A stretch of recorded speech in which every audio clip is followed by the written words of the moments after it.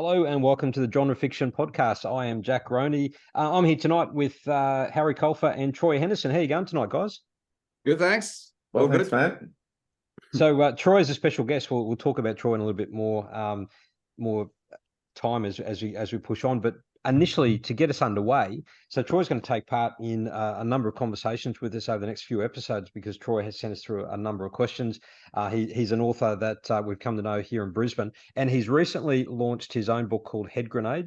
It's been published through Hawkeye Publishing. I go through the same publisher, and that's how we sort of have come to know each other. I was fortunate enough to be the MC of your book launch last week. So, Troy, just to get us underway, congratulations first of all on the publication of your book. It's a fantastic read. I'll just quickly read through one of the testimonials, which probably gives us a bit of an insight as to the type of book it is. This is a bit of a genre-bending book. It kind of bounces between genres. So there's one testimonial that says, everyone could do with a near-death experience. From the corner of Edward and Adelaide Streets in Brisbane, Troy Henderson's debut novel, Head Grenade, is a genre-bending thriller peppered with comedy, street philosophy, science fiction, and romance right on our own turf. Love in all its forms are lights in darkness and memory, and not even the doomsday preppers are ready for this. And that was a quote by L.E. Daniels. So, Troy, tell us about your book. Yeah, You didn't write that one, did you? No, Lauren. Right. That was Lauren Daniels. She did a All right. brilliant job of that, and she got back to me. She perfected it a few times. She said, "No, I've just got to change it a bit." But I was just very honored that she wrote such a thing. So that was nice. Yeah. Yeah. And the best way I've been trying to describe this now to people, because I thought that maybe it was out, I wouldn't be doing this anymore because it would all be written down. But now I just say it's like a reverse superhero story. It's about this guy in his 20s working in a Brisbane hospital who used to have this healing ability as a kid, and he lost that. And now he's just working, going through the motions, and he's trying to deal with his normal life, but all these sort of bizarre occurrences and people are surrounding him. So it's really this whole thing of, he has everything, but now you have to deal. So it's kind of it was a bit of a sort of that metaphor thing of like when you're a kid, you can be anything. Like you want to be an astronaut or you want to be a Lego builder or something. And then sometimes you just have to go through your life and deal with that. And that's sort of part of what I was going for with that. And what I loved about it was the fact that it's a bit of a light-hearted comical read. It's got some satire in it, full of pop culture references and one-liners. It's a laugh out loud sort of funny comments, and the way in which you sort of describe everything and describe the setting, and he's kind of going from bar to bar, and he's kind of living the hard life. He's hitting the booze pretty hard, and he's dealing with a number of issues. And poor old Manny, he's doing it tough there to start with, and he's dealing with a lot of issues. But I just love his real kind of almost dark outlook on the world, and he tells it as he sees it. There's no bullshit about him. He just tells the story. He describes the world the way he sees it. Tell us a little bit about the main character, Manny, and how he sort of came to light. Well, Manny, so this is all in first person, right? So you've got all this, everything going on is coming from his view. And part of that, he does have this negative or cynical outlook on life and trying to find comedy and everything. But part of the thing was trying to make him seem sympathetic as well, not just be an a-hole. Sorry, I can't swear, but not just be this jerk that people don't like. Okay, all right, okay. Well, I used it up already. Yeah. So look, and part of this came from the hospital side of it. I did work in a hospital as a little while and just saw all these just crazy different incidents happening. Saw my first dead body, seeing people in intensive care units and all that sort of stuff, and sort of stuff you're not exposed to in real life. But then I thought that sort of tied well with this character of who had this sort of healing ability as a kid and now is in this situation where he can't do anything about it, but's exposed to that a lot. And, of course, any first book, I think a lot of people put a lot of their personal stuff in there, but it's pushed a lot more. Like it's a lot my imagination. I wouldn't have reacted the way the character does in many situations or done many of the things he does. But is the character based on you? No, well, yeah, it's like that thing. Everything is, but it's amplified very, very far. Yeah. Like I said to Jack, he was asking the questions at the launch, like any of the bad stuff, no. All the good things, yes. Yeah. I sort of my main character in the books, Jono, in my books, I always say that, he is sort of based on me. However, he's far quicker and far smarter than I am, because it can take me days to come up with the one-liners that he is able to sort of like throw out straight away. And so, he's definitely quicker than I am. But yeah, that's the magic of writing and everything, right? Like all those times where you walk away and you thought you should have said something, or you play something up in your head. Yeah. So then it works out perfectly and it's all your universe and you can do what you want. But yeah. So look, it's a really cool book. Again, it's called Head Grenade by Troy Henderson. You can check it out through Hawkeye Publishing. It's a really great read. You'll race through the chapters. You'll laugh. You'll be inspired by Manny's journey. So do yourself a favor and check it out. It's an absolute ripper. So Troy, just for those people who are only listening to the podcast, I do have to point out that we do have Jack holding up the cover and waving it around a lot in that moment. So just so you've got to imagine that sort of aspect of it, that it's not great for radio, waving a cover around. You could have actually described the cover. It's a very colorful cover. It is. It's a really colorful color. It's this really good looking bloke holding up this amazing cover of a book. That's what you missed out on. Yeah. So I keep forgetting that we're a podcast. Anyway, there we go. So, Troy, the reason why we've asked you on the show is that you sent us a whole bunch of really insightful questions. We've already done a few episodes based on the questions that you've asked, and we thought, you know what, let's get Troy on. There's a whole bunch more questions that we could have gone through, and we're going to, over the next couple of episodes, we're going to start covering those. So, can I hand over to you, Troy? The first question you asked on the list that we're going to go through is relating to writing advice. What's that question? What sort of stuff did you want to talk about? Well, just wondering with you guys whether you started, I think a lot of people write intuitively without really thinking about what they're doing. And I think it's maybe later that your advice comes in, but just for you guys. So, as far as famous writing advice goes, what's the best piece of writing advice you've received and that you actually put into practice? Harry, I'll let you go. You go first, Jack. You're doing such a great job. Both been too polite.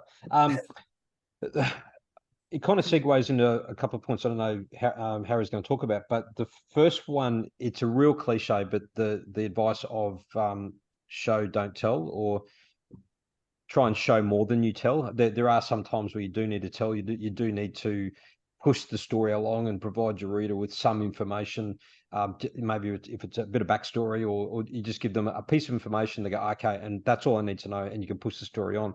But the whole idea of show, don't tell, I'm not going to go, obviously people have heard that, but for me, I have to say it was an absolute penny drop moment for me when I really started to understand the concept of what is show, don't tell, and how can you apply that in your writing. I think I'm a far better writer now that I've started doing that. One resource that was really a turning point for me, it's a book called The Emotion Thesaurus. It's written by Angela Ackerman and Becca Puglist. It's a great it's a great book because it's a thesaurus. But if you say you want to describe a person who's angry, so you'll look up the emotion of anger, and what this book will do, it will give you a whole list of attributes and behavioral characteristics of a person who's angry. So instead of saying Bill was angry, you would describe Bill's actions and facial features. So not only does it show what he looked like and his actions that would indicate that he's angry, it also gives you a list of his internal thoughts and his internal feelings as well. So if you're describing Bill either from the third person or from the first person, it's very helpful. So that's a fantastic resource. And it does sound a little bit like you're cheating there, but it sounds like a precursor to Chat GPT. You're just like, well, angry person here. I've got it written for me. we could get into AI, and I've already started having conversations around how Chat GPT and other similar AI technologies can be used too. I think there's probably ways in which you can help. But anyway, that's probably another conversation. A different for another one, day. yes. One is good. Yeah. Do you think that will? I just can't imagine AI being able to write an entire novel. I just can't imagine it. Even if they can approximate things and grab, I don't know. It will. Maybe, it will eventually. It will. If it hasn't already, the issue that any AI written document has is that A, there's no copyright on it, and B, you can't talk to the author. So so that, a lot of readers like the interaction with the author, and that's not possible with an AI that's written your book. So there's the positives that human authors can sort of like take from that. But we need to get back to where we were, because we could go way off into a tangent on that one. I was going to mention adverbs. Oh no, before I get to that, the right show don't tell. First time somebody said that to me, I had no idea what they were talking about. I was just like, I have no idea. And I had to Google it and look it up, and then read and read and read just to work out how to do it.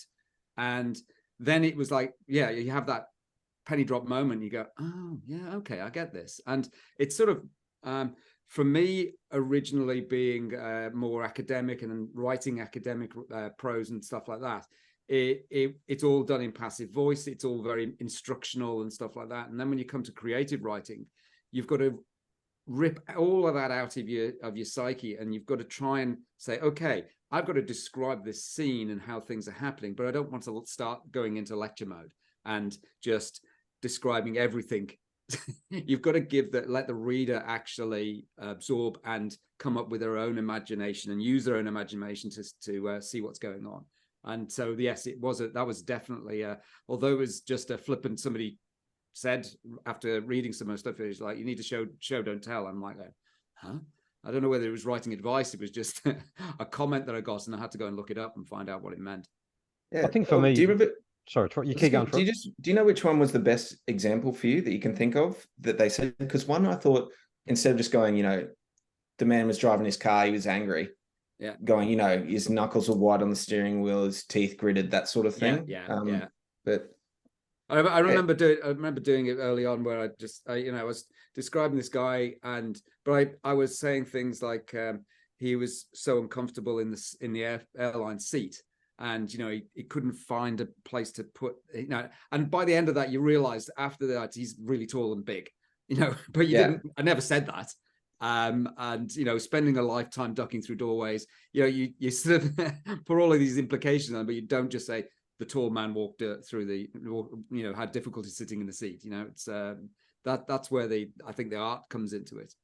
Yeah, I think that's where the real craft of writing comes in. I think when you start learning show don't tell, you go to those basic skills of describing a person who's angry and describing the white knuckles, and they've slammed their hand on the table and they've stood up and they knocked the chair over and they've raised their voice, and what they've the blood vessels and their temples were pounding, whatever, that's kind of that show don't tell 101. But when you start getting to the things you're talking about, Harry, where you're starting to infer certain things and allow your reader to interpret, and not only are you painting a picture with words, but you're not making it abundantly obvious, but you're trusting your reader will work it out for themselves. And I think that's the subtlety of doing it really, really well. And I think the more you can do this and more that you can create a scene by painting with words, the more you can bring your characters to life. And the other advice was about dialogue, creating your characters with such a unique voice that you shouldn't have to use dialogue tags or dialogue action tags to identify who your different readers, who your different speakers are. And someone, I think it might have been Lauren Daniels, who the editor that we've quoted. And I think Lauren will actually be on a future episodes coming up. Great. She often talks about that. A real test of a really good writer is if you can show dialogue between different characters and have the voice so unique that as soon as you start reading that person's, the way they think and the way they interpret the world and comments they make and their attitudes and even the style of their actual voice, and if you can do that really well and your readers can quickly discern who are the different speakers, then you're really starting to apply that show don't tell really well in terms of the character tone and voice, but also the way in which you paint a picture with words. So yeah, for me, again, you could go into the actual craft of show don't tell, but for anyone listening to this, and if you're a budding author, do some research on the show don't tell, seek advice. The more you can do it, it'll vastly improve your writing. Yeah, I don't use said, so I find it really clunky, and so I've got to the point now with my writing is that I don't use dialogue tags. I use a different form of dialogue tag, so I'll describe the action and then put the dialogue for that person in the same paragraph. And so because so and so scratches their nose and then says and they say something.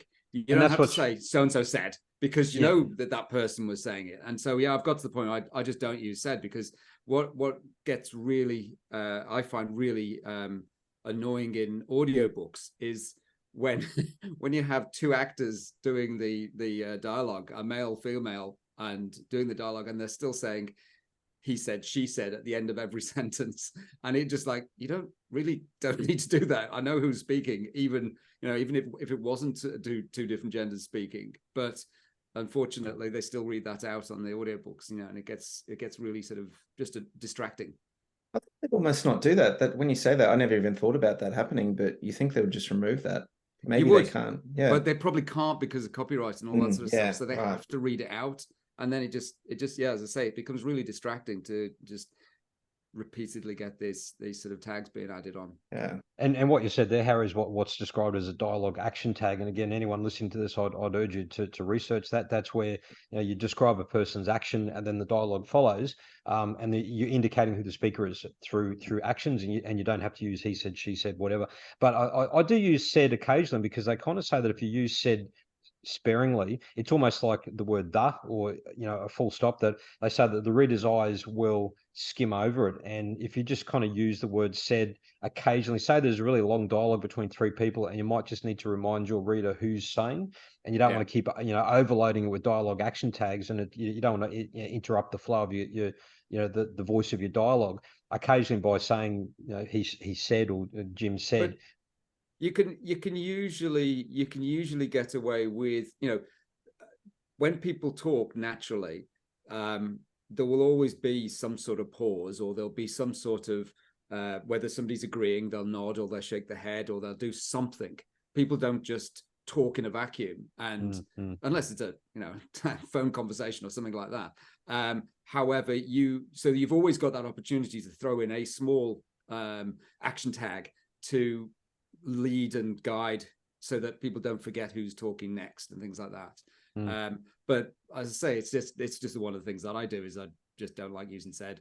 But as I say, each their own. And I know, Harry, your piece of advice kind of flows on from that, talking about show don't tell. What was yours? Oh, it was the don't use the adverbs. The classic line from I think it was Stephen King, is the road to hell is paved with adverbs. It's on writing, that his advice book, which I read very early on, it was the main sort of thing, is that it's lazy writing. You should be portraying those emotions, or that sort of everything that an adverb says or does should be already portrayed in your writing, and just by using an adverb, you're being lazy.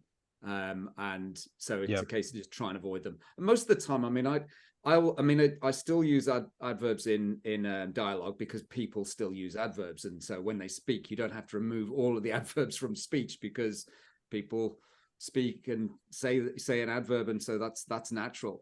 But I will generally, I throw my writing through a grammar checker, and it flags up every adverb. And it will tell you whether it's in it'll flag it up if it's in dialogue, and it'll flag it up if it's not. And so you say you've got 5 adverbs in non-dialogue, and so I'll go through, and invariably you read it and you go, it doesn't need it, and you just delete it. When you read the sentence without the adverb, you don't need it, and you go, oh yeah, okay, that makes more sense. So you just start deleting them. It's interesting though. I've read some Stephen King books, and there's still plenty of adverbs. Okay. I don't know whether he's actually followed his own advice there. But it's funny that the rule about don't use adverbs, again, it's one of those ones. All rules in writing are there to be broken. Yeah. I've just been reading a whole series of books from Gary Disher, great Australian author, and he's a wonderful writer. I love his books, and he is quite prolific in the use of his adverbs. But he will use his adverbs, things like begrudgingly. Bill did this. They're the adverbs are very descriptive adverbs. Instead of just saying, Bill said angrily, that's where obviously you want to start using more actions to describe, Bill's and do the show don't tell. But yeah, it's interesting. There's all these rules, but some of the classics break all the rules. Yeah. So yeah. All right. So we're talking about show don't tell, and that kind of leads into the adverb use. What about yours, Troy? What's your advice? My one might lead on to that, is just that from that, rather, that quote from Hemingway, that write drunk, edit sober, is what he was known as saying. And while he was known as a big drinker, I think maybe he might have been saying, get all the words down and come back and fix them later, like the adverbs and all that stuff, or cliches or whatever it is. And that's something that's helped me a lot, because it doesn't stop me, you know. So I just I want to get all the words down on paper.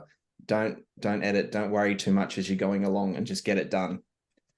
So yeah, I think I've said this on the podcast before, is that, you know, you can't edit a blank piece of paper. You've got to or a blank screen. You've got to be able to put the stuff down. And yeah, it's that mind dump. Get everything written down, write something, because once you've written something, you can then edit it. But can't edit just a blank screen. So yeah, it's an important thing to just write. Probably the best advice. You've got it right. You know, they'll say you need to read books if you're going to be a writer, but don't spend your time reading books. You've got to actually put things on down and start putting things together. Otherwise, you'll get nothing done. Yeah. And I think consistency is a huge thing too. You know, like I used to have this romantic notion at the start of, I'll go to this place and sit here and everything will work out great and the words will come.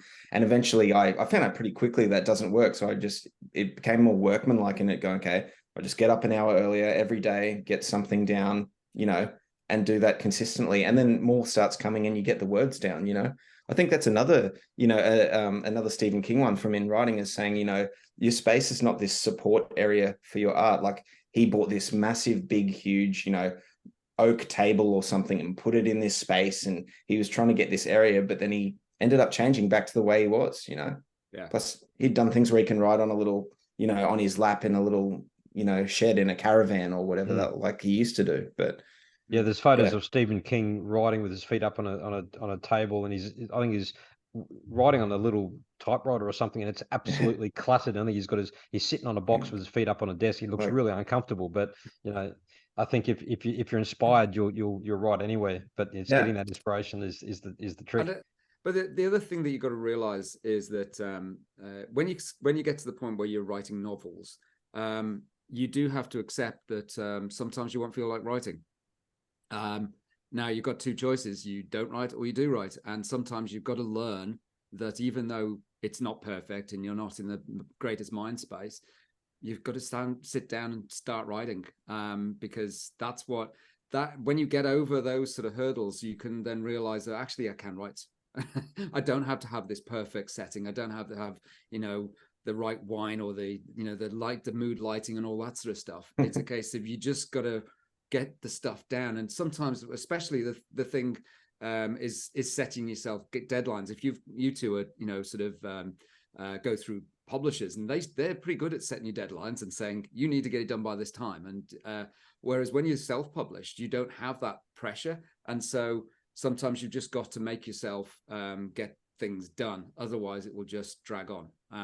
Now, before we started on this, Jack was asking me, why are you trying to rush to get your third novel out, which is I'm trying to get out by I'm not sure when this podcast is going to go out, but I'm trying to get it out by the 30th of November. And he said, well, why is it such a hard deadline? I was like, because I said it. And my publisher's an asshole. So, you know, I was like, I've set the date, and then it's like, if I don't force myself to get to that point, then it won't get done, and it will just drag on. And especially I'll then obviously miss the Christmas period. But I've managed to do a book each year now, published at the end of November or just at the start of December. And so it's something that I've set myself, and I just want to get that. I mean, it's to the point where I'm just doing the final edits on it, but it's a case of I've got to get it done and get it out there and finished so I can move on and do other stuff. So when do you start on a new one then, Harry, normally? If you say you want to get done by November? I've already started. Okay, yeah. I've got notes and stuff written down for the. I mean, this one. I mean, I'm writing the Jono series, so this is the third one in the Jono series. High Acuity. It's that's the title for book 3 is High Acuity, but I've already. I knew it was going to be a 5-book series, so it was actually going to. It was going to be a 5-book series. I've had to cut it down one because basically. One of the books was going to be about how poorly prepared the ambulance service was for a pandemic, and I don't know how. I don't know whether I could get away with that now. So, so that one's just been shelved. But it's a case of I had an idea and then I'll start working on it. But yeah, this one's taken a while to get around to finishing because I started it back in 2016. So yeah, I sort of got waylaid on my short story series. So yeah, but anyway, where were we about the actual podcast? Yeah, just to a couple more thoughts I've got just to flesh out the idea about best advice. I suppose we could keep going on with a lot of it, but we were talking before about keep writing. What you were saying before, Harry, that you just sit down and write, and the words will come, even if you're just getting words on page for the sake of pushing the story forward. Excuse me. But I've actually experienced a bit of a situation where I'm currently writing a manuscript on about 73,000 words in. It'll probably end up being about 90,000. So I'm making good progress, and I was making great progress, and I've kind of storyboarded it out, and I know where the story is going to go, and there's these two parallel timelines. But I've hit a point where I'm thinking I'm just not happy with the progress in terms of I felt like I'm just going through the motions in order to progress the story. I need to make more stuff happen.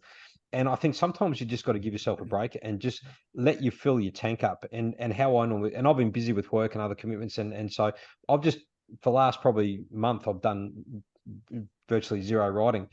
But the whole time I'm lamenting and thinking about how am I going to overcome this problem. So another piece of advice that I was given, I can't remember who, but it was just read, fill your tank up. If you get stuck, don't be too hard on yourself. I know there is that school of thought of let's sit down every day, get into a routine, and even if you're writing 200 words, write words. And look, and I still agree with that.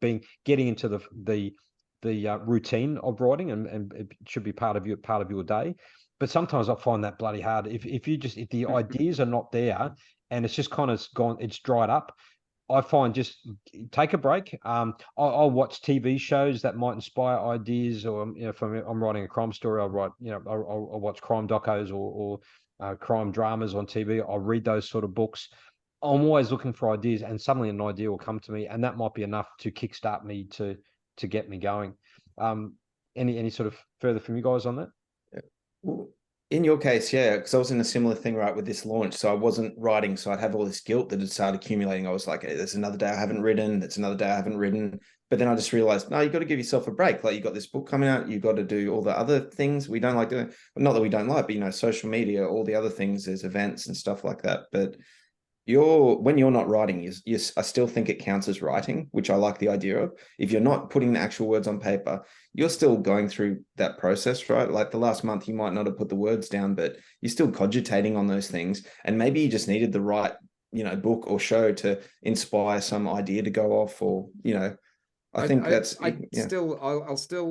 try and put, I've mentioned in the past this sort of like 444 words or whatever it is per day, the game I play. But the thing is that I will then say, okay, well, I'll equate that to 2 hours of editing. And obviously, when you come into the final throes of a book, the vast majority of your time is spent editing and getting that fixed. And so I haven't just sat down and just write starting in new sections. But what part of the whole editing process is that I'll get told, yeah, this doesn't work, you need to change that, and then I've got to sit down and actually fix. And the first draft of my book, from feedback from my beta readers, I ended up with 4 more chapters. So I ended up having to write 4 brand new chapters to fit in where characters weren't fleshed out enough. There was confusion as to who was who in a certain scene. So I actually added in a chapter to try and give a bit more sort of depth to those different characters and make it easier for people to follow who's involved. And so you do end up doing, and that's where I sort of was saying, I literally have to get down and write that chapter to fit in. I've just I did one today because there was one chapter that was too long. And so because this book's written on over 13 hours, every chapter tries to flip-flop between the terrorist and the Jono, who's the main character. And you have this sort of flip-flop going between the two as points of view. And so because I just had to cut one chapter and make it flow better, that meant I had to get another terrorist chapter in there. And it was like, oh, how am I going to fit this in? And then just came up with an idea and just quickly bashed out another 600 odd words. The chapters are short though, so that makes it easier to do that sort of editing. But I do take your point also. Like I've talked about, sometimes you've got to have a break and let fill your tank up with ideas and don't be too hard on yourself. But I also take your point. I know, Harry, you're a great advocate. I'll just sit down, get your bum down on the seat and write something. And I often find that when I start writing, it's amazing how the brain just kicks in and you're so immersed in the moment that just by forcing yourself to really focus and get all the other distractions and get social media, turn it off and put it away and try and close off all the other distractions and sit down and think, even if you don't know what you're going to start typing, suddenly your brain just instinctively kicks in. And the more I start writing, the more the ideas are just starting to populate in my head. So, so really, I guess there's two bits of advice there. Write, take a break, or write. Yeah. That just reminded me of one more I heard. And it was actually just a couple of days I saw Neil Gaiman talking about it. And he said if he has to write something, he goes and sits down in his backyard, but with nothing else. So he has either his computer, no internet or anything. And he just goes, okay, I'm just going to sit here doing absolutely nothing. And he'll start just staring out over the water, staring at trees. And then he realizes that eventually that gets boring. He'd rather be writing, so his only option is absolutely nothing or writing. So if there's no other distractions, that's what he picks after a while. So he could sit there for an hour, I like that. Give yourself two choices. One really sucks, and then it makes the writing part of it more appealing. Yeah, that's right. Actually, and look, time has really ripped away on us. One thing I wanted to also throw up was hook your reader early. That was another piece of advice that when I got a structural edit done of my first book, The Ghost Train and the Scarlet Moon. I'd written, and I think I've spoken about this in previous episodes, but the whole idea of particularly if you're writing a story in a particular genre where your readers are expecting something, an inciting moment or inciting incident pretty soon. If you're writing literary fiction where it's, there's a lot of prose and it starts very slow and it's a real slow burn, and maybe your readers will be more patient with you that, nothing's happened by chapter 4, but, that they love your writing and you've set the scene and beautiful characters and all that. But the advice I was given with the particular genre I was writing that, for me, I was describing what Brisbane in 1947 looked like. And I did a lot of research around and old photos, and it was really nice writing and really nice prose, but it went for pages and pages about what was happening on Labor Day 1947 and giving people an idea of immersing them into what that looked like. And then the people finally got on the train and the train took off, and I described where they were traveling and the countryside, and then the train's gone up to the top of the hill, and then as the train meets the rise of the hill and goes down the hill, it kind of slingshots out of control, and subsequently, there's terror and the train crashes. When I got the edit, the feedback was start the story from the top of the hill. The train has just gone over the rise and it's out of control. And so I thought, but what about all this beautiful prose? There's the old cliche of kill your darlings. Well, and I had to get rid of about 12 pages. But I was able to salvage it. I kept it, and I was able to don't throw it away. No, so I was able to salvage it, and so look, as much as it killed me to do that, I took the advice and makes the start of my book a lot better, because I potentially could have lost readers, because when people go to Amazon and they read the sample of your book, if it doesn't grab them and slap them across the face and make them want to keep reading, if there's no cliffhangers, if it's just a little bit too slow, they're going to maybe they might bypass it. So there's with high acuity the when I put it out to the beta readers, obviously when you're doing a book like 24, something may not happen at the start, which is difficult to hook your readers if nothing happens. And so the book starts with Jono getting up, and that's not the most exciting way to start a book. And that was pointed out to me, and it was like, yeah, but it starts at 5 o'clock in the morning, nothing else has happened. And so I came with the easy, cheap way. I did a prologue, and the prologue is somebody being threatened by a knife, and it starts, and you've got this, very stressful start, and you go, right, okay, grab the reader that way, stick a prologue in. And I think we talked about prologues before, and hence the beauty of the prologue. You can use the prologue to create rising tension very early. You can have a flashback scene, or paint a picture of what the reader should expect from this book. Anyway, so that was that last final piece of advice: hook your reader early. Now, gents, we've actually expired our blown our time already. We're well over 30 minutes already. We said we're going to try and cap it around 30 minutes. We've got tons of other topics we want to talk with Troy about. So guys and people listening, you'll need to stay tuned for next episode, because Troy has raised a whole bunch of questions that we're gonna discuss. But we're going to save those to the next few episodes. So this episode has just been talking about the advice that's been helpful to us, and we've gone through a whole bunch of those. So fellas, it's been a pleasure talking to you about this episode. We're going to have to wrap up. All right. Good talking to you. Thanks for having me. Good chat. Thanks, fellas. All right, thanks everyone. We'll see you next time. All the best. Bye now.